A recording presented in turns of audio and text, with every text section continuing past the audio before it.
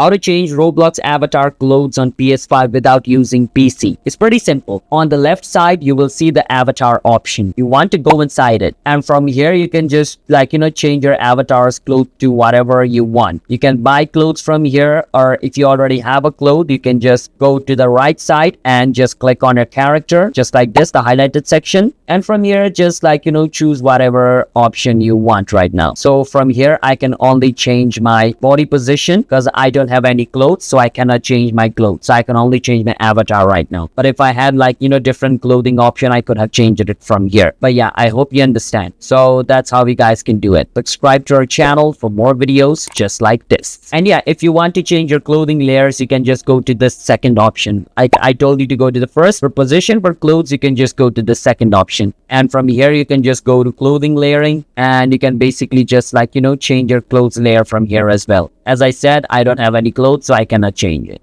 So yeah.